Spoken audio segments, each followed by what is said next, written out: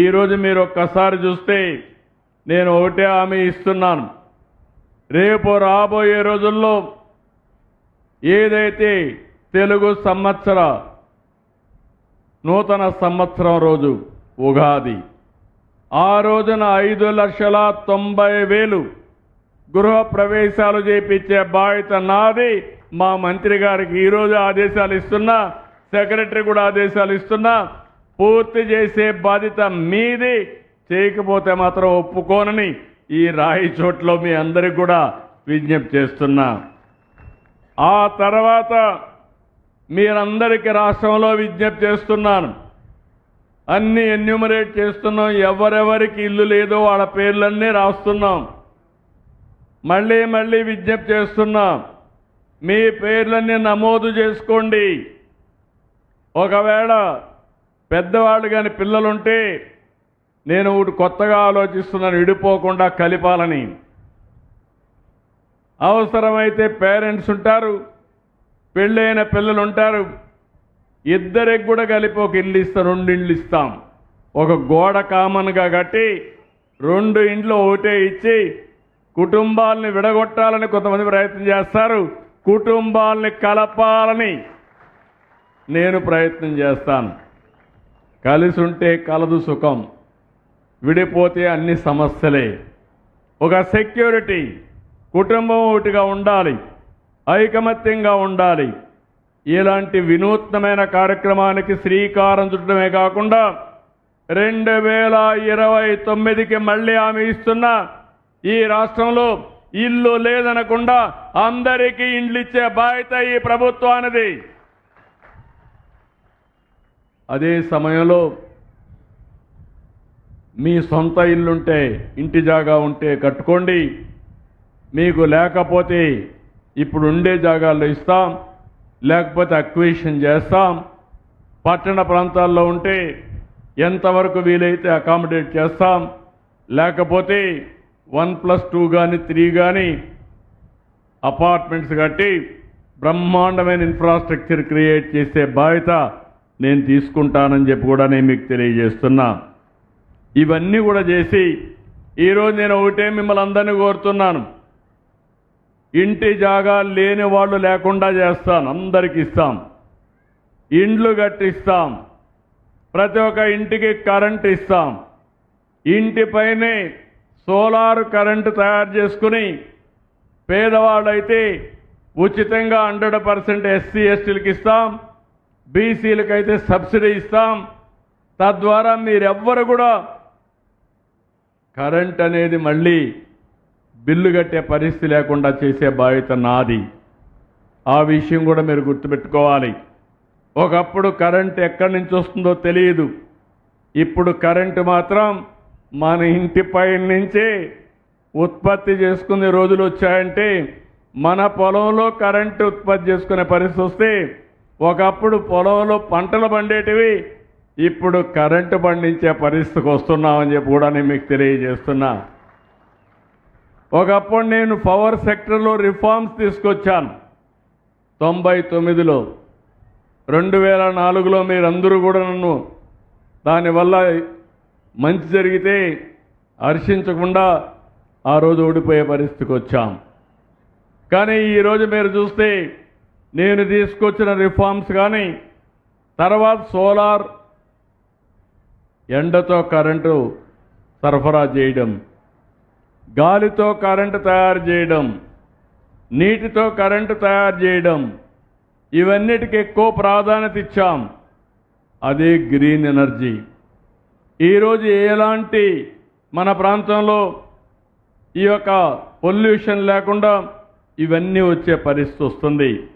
నిన్న మొన్న కొంతమంది వచ్చారు, మా పొలంలో మేము కరెంటు ఉత్పత్తి చేసి మీకు ఇస్తే మీరు తీసుకుంటారని అడిగే పరిస్థితికి వచ్చారు. నాకంటే ప్రజలు తెలివి మీరిపోయారు. నేనన్నాను, అవసరమైతే రెగ్యులేటర్ కమిషన్ పెడతా, ఎవరైనా అలాంటి వాళ్ళు వస్తే మీకంతా ఏ రేట్ ఇవ్వాలనో ప్రైవేటు వాళ్ళు తయారు చేసి ఏ రేట్ ఇస్తారో ఆ రేటు రైతులకు కూడా ఇచ్చే ఏర్పాటు చేస్తామని చెప్పి కొత్త పాలసీ తీసుకొస్తున్నా. రైతులు మీరు గుర్తుపెట్టుకోవాల్సింది, హార్టికల్చర్ ఇక్కడ పూలు కూడా వేశారు, చాలా సంతోషం. అది కూడా వస్తాను నేను. ఏం చేయబోతాము ఈ నియోజకవర్గానికి. ఎవరైనా రైతుల ముందుకు వచ్చి కరెంటు ఉత్పత్తి చేస్తూ ఉంటే మీ యొక్క పంప్ సెట్ కరెంటు కావాలంటే ఉచితంగా ఇస్తాం. మీరు పెట్టుకొని మీరు వాడుకోవాల్సిన కరెంటు వాడుకోండి. అవసరమైతే మీ ట్రాక్టర్కి కూడా ఈవీ పెట్టి ఛార్జ్ చేసుకోండి. మీ కారుకు కూడా ఛార్జ్ చేసుకోండి. మీ ఇంటికి కూడా వాడుకోండి. అప్పటికి కూడా మీకు ఏదైనా ఇదే మిగిలితే గ్రిడ్కి ఇవ్వండి. మీకు అవసరమైతే మళ్ళా గ్రిడ్ నుంచి కరెంటు తీసుకోమని మిమ్మల్ని కోరుతున్నా. రాబోయే రోజుల్లో ప్రతి ఒక్క వ్యక్తి కరెంటు ఉత్పత్తి చేసే వ్యక్తి కావాలి. నిన్నటి వరకు వినియోగదారుడు, ఇప్పుడు ఉత్పత్తిదారుడు అని చెప్పి నేను మీ అందరికీ విజ్ఞప్తి చేస్తున్నా. అది మీ చేతుల్లో ఉంది. దాన్ని మేనేజ్ చేయడం నా చేతుల్లో ఉంటుంది.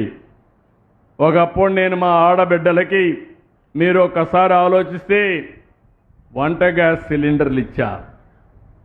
మా తల్లి పడే కష్టాలు చూశా. సగం సమయం ఆ జీవితం అంతా నేను ఎమ్మెల్యేగా ఉన్నా, మంత్రిగా ఉన్నా కిచెన్లోనే ఉండేది. అవన్నీ చూసిన తర్వాత కళ్ళలో నీళ్లు వచ్చేటివి, అంటే కన్నీళ్ళు వచ్చేటివి. ఆ పొగంతా పోయి అనారోగ్యం వచ్చేది. నా తెలుగింటి ఆడబిడ్డకు ఆ పరిస్థితి రాకూడదని దేశంలో ఎక్కడా చెయ్యని రోజున ప్రతి ఆడబిడ్డకు గ్యాస్ కనెక్షన్లు ఇచ్చిన పార్టీ, ఇచ్చిన వ్యక్తి నేనని మీ అందరికీ విజ్ఞప్తి చేస్తున్నా. ఈరోజు మళ్ళీ ఆలోచించాను. కొంతమంది ఆ డబ్బులు కట్టలేక గ్యాస్ వాడకుండా కట్టెలు పొయ్యకపోతే ఇది కరెక్ట్గా లేదని మళ్ళీ ఈరోజు మీ అందరికీ 3 గ్యాస్ సిలిండర్లు ఉచితంగా ఇచ్చాను. అదే సూపర్ 6 అని చెప్పి నేను మీకు తెలియజేస్తున్నా. ఇంకొక పక్క ఈ కార్యక్రమాలే కాకుండా త్రాగునీటి సమస్య, దీన్ని కూడా నాశనం చేసే పరిస్థితికి వచ్చారు. ఎందుకు నేను ఈ విషయం మాట్లాడుతున్నానంటే గవర్నమెంట్ ఆఫ్ ఇండియా ఒక కార్యక్రమం తీసుకున్నారు. ప్రతి ఒక్క ఇంటికి వాటర్ ట్యాప్ ఇవ్వాలని, తద్వారా రాష్ట్రంలో ప్రతి ఒక్కరికి కూడా సురక్షితమైన మంచినీళ్లు తాగడానికి ఇవ్వాలని కేంద్రం ఒక కార్యక్రమం తీసుకుంటే అది కూడా వాడుకోలేదు. కడాన పులివెందలకు కూడా నీళ్లు ఇవ్వలేకపోయారు. తొందరలోనే పులివెందలకు కూడా నీళ్లు ఇచ్చే బాధ్యత, ఇంటింటికి నీళ్లు ఇచ్చే బాధ్యత మనం తీసుకుంటాం. ఇది పరిపాలన కాదు, అరాచకం. మనుషులకు ఆలోచన ఉండాలి. కేంద్రం 40% సబ్సిడీ ఇస్తారు, మనం ఒక 40% పెట్టుకోవాలి. పంచాయతీ కానీ, మున్సిపాలిటీ కానీ, లేకపోతే బెనిఫిషరీ కానీ 20% పెట్టుకోవాలి. అంటే 40% అయితే దగ్గర 40-50 వేల కోట్ల రూపాయలు డబ్బులు వచ్చేటివి. కొన్ని రాష్ట్రాలు 1,00,000 కోట్ల రూపాయలు ఖర్చు పెట్టారు. మన రాష్ట్రంలో మాత్రం ఖర్చు పెట్టలా, డబ్బులు తీసుకోలా. ఈరోజు అవన్నీ కూడా చూస్తే ఒకసారి వాళ్ళు చెప్పింది శాశ్వతంగా మంచినీటి సౌకర్యం ఇవ్వాలని. ఊర్లో బోరేసి కాదు. ఈరోజు ఈ జిల్లా ఉంది, గండికోటని తీసుకొస్తే శాశ్వతంగా నీళ్లుంటాయి. వెలుగొల్లు నుంచి నీళ్లు తీసుకుంటే శాశ్వతంగా ఉంటాయి. అలాంటి వసతి కల్పించమని చెప్తే అది చేయకుండా బోర్లేసి ఆ స్కీమ్ని భ్రష్టు పట్టి తీసుకొచ్చారు. నేను వచ్చిన తర్వాత ఈ నియోజకవర్గానికి హామీ ఇస్తున్నా. దగ్గర 68 గ్రామ పంచాయతీల్లో 6 మండలాల్లో తొందరలోనే ఇంటింటికి కొళాయి ఇచ్చే బాధ్యత, ట్యాప్ ద్వారా ఇచ్చే బాధ్యత నాది. ఇదే కాకుండా ఈ స్కీమ్లో పీలేరు, తంబళ్లపల్లి కూడా కవర్ చేస్తాం. ఇంకొక పక్కన మున్సిపాలిటీకి కూడా 100% త్రాగునీరు ఇచ్చే బాధ్యత, ట్యాప్ వాటర్ ఇచ్చే బాధ్యత మేము తీసుకుంటామని మీ అందరికీ హామీ ఇస్తున్నా. ఇంకొక పక్కన ప్రతి ఒక్క ఇంటికి ఫోన్ ఉండాలి, ఉన్నాయి. వైఫై కూడా ఉండాలి. ఆ ఫోన్ వల్ల లాభం ఏంటో మళ్ళీ మాట్లాడతా. మీ ఇంట్లో అందరింట్లో కూడా ఫోన్ ఉండాలి, వైఫై ఉండాలి.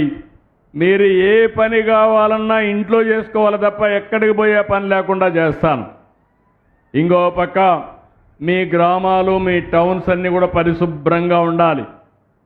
సిమెంట్ రోడ్లు వేసుకోవాలి, డ్రైనేజ్ వ్యవస్థ ఉండాలి, మురుగునీరంతా కూడా ట్రీట్ చేయాలి, వీధి దీపాలు బాగుండాలి. అవి కూడా నాశనం చేసి ఇప్పుడు అన్నీ కూడా రిపేర్లు చేసే పరిస్థితికి వచ్చాం. ఇంకో పక్క మీరు వాడిన వస్తువులు కానీ మీరు ఏదైతే గార్బేజ్ కానీ చెత్త ఇవన్నీ వస్తూ ఉంటాయి, దానికి కూడా ఆలోచిస్తున్నాను. ఎక్కడికక్కడ ఇప్పుడు నేను అవన్నీ కూడా సమాచారం తెప్పిస్తున్నాను. గార్బేజ్ నుంచి కాంపోస్ట్ తయారు చేయడం, మళ్ళా పొలాలకు వాడడం, మీ ఇంట్లో వచ్చే గార్బేజ్ని మీ ఇంట్లోనే కాంపోస్ట్గా తయారు చేసి మీ కూరగాయలు పండించుకోవడం, కిచెన్ గార్డెన్ పెట్టుకోవడం, ఇలాంటి కార్యక్రమాలు చేస్తున్నాం.